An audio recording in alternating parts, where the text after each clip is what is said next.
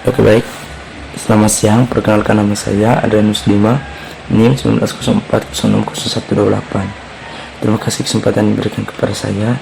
Jadi di sini saya akan menjelaskan tentang tanaman perkebunan dan tanaman hortikultura. Oke, baik. Yang pertama itu tanaman perkebunan. Tanaman perkebunan di sini saya mengambil contoh tentang tanaman kopi.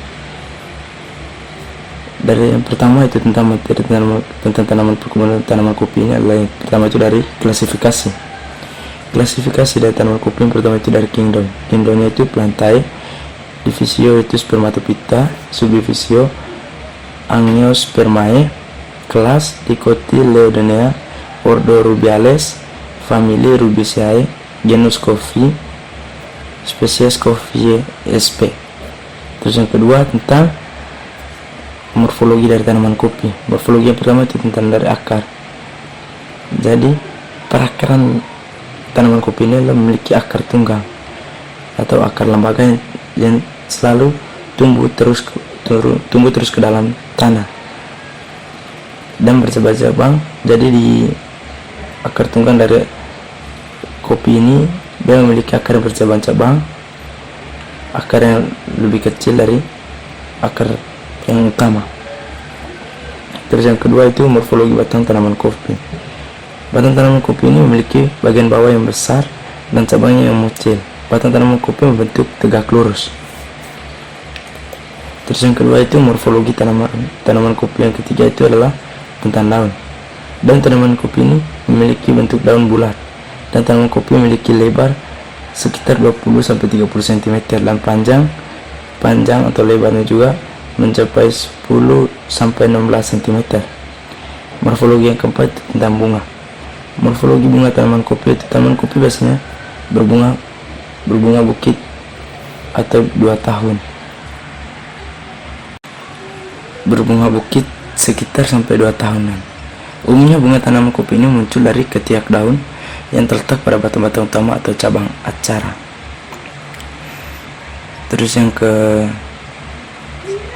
slide yang kelima tentang morfologi dari tanaman kopi itu. Yang kelima itu morfologi buah. Jadi morfologi buah dari tanaman kopi itu, jadi tanaman kopi ini umumnya ketika buah masih berusia muda itu sekitaran warnanya berwarna hijau, sedangkan ketika tanaman kopi ini buahnya sudah mulai masak, dia akan berwarna merah. Terus yang ke-6 yaitu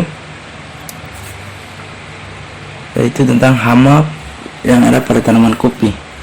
Hama yang ada pada tanaman kopi itu yang pertama hama bubuk buah, hama cendawan akar, karat daun dan kutu daun dan kutu putih.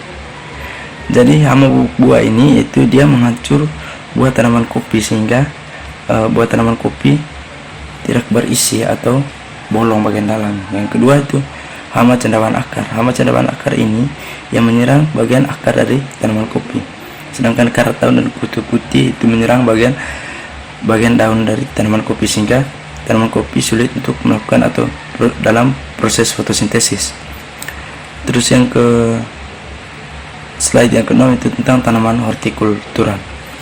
Jadi di sini saya mengambil contoh tanaman hortikultura yaitu tentang tanaman kangkung atau nama latinnya water spinach.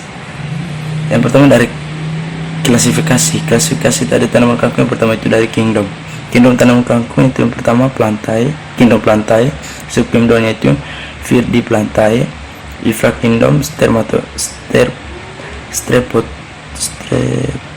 Streptophyta, superdivisi Embryophyta, division Tracheophyta, subdivisi Spermatophytina, kelas Magnoliopsida, ordo Solanales, famili Convolvulaceae, genus Ipomeae, dan spesies Ipomeae aquastica force atau kangkung air.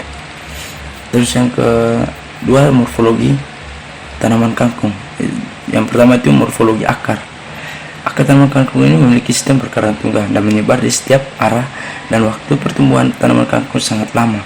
Akar tanaman kangkung biasa tumbuh mencapai kedalaman 60-100 cm dan dapat melebar secara horizontal mencapai 150 cm. Yang kedua morfologi batang. Morfologi Batang dari tanaman kangkung itu memiliki bentuk batang yang bulat dan berlubang dan banyak mengandung air. Sifat batang tanaman kangkung berbuku-buku, dan pada buku-buku tanaman kangkung selalu mengeluarkan serabut berwarna putih dan coklat tua. Batang tanaman kangkung bertumbuh menjalar, terutama batang tanaman kangkung air. Jadi tanaman kangkung air ini dia lebih dominan pada bagian batangnya itu menjalar. Terus yang ke berikutnya itu tentang morfologi daun. Morfologi daun tanaman kangkung itu, daun tanaman kangkung biasanya tumbuh pada buku-buku batang tanaman kangkung, pada batang tanaman kangkung, dan pada ketiak tanaman kangkung. Terus yang keempat itu morfologi bunga tanaman kangkung. Secara umum bunga yang dimiliki tanaman kangkung bentuknya menyerupai bentuk trompet. Pada mahkota bunganya memiliki warna putih dan merah. Yang kesembilan, morfologi buah tanaman kangkung. Buah tanaman kangkung memiliki bentuk oval dan 3 butir biji di bagian dalamnya. Pada usia muda buah tanaman kangkung berwarna hijau, dan pada usia tua menjadi berwarna hitam. Dan pada usia tua buah tanaman kangkung cenderung menjadi kecil dan dengan ukuran sekitar 10 mm. Morfologi biji tanaman kangkung. Pada usia muda biji tanaman kangkung berwarna hijau, dan pada usia tua berwarna coklat kehitam-hitaman. Biji tanaman kangkung terusuk ke dalam biji dikotil atau biji berbiji dua. Yang berikutnya itu hama yang ada pada tanaman kangkung. Hama yang ada pada tanaman kangkung itu umumnya tipe kicot, ulat gerayak, kutu daun atau apit, ulat keket atau Adherontia lasius. Jadi kicot ini menyerang pada bagian batang, sedangkan ulat gerayak menyerang pada bagian pucuk atau bagian daun. Sedangkan kutu daun, ulat keket juga menyerang bagian daun dari tanaman kangkung sehingga membuat tanaman kangkung menjadi rusak.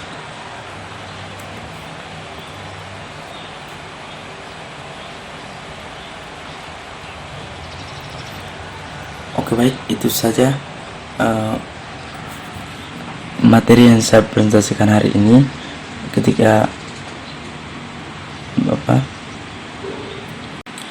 Jika ada kesalahan kata dalam penyampaian materi, saya mohon maaf. Jika ada tanggapan dan saran dari pendengar, saya mohon supaya saya kedepannya bisa menjadi lebih baik lagi. Terima kasih, selamat siang.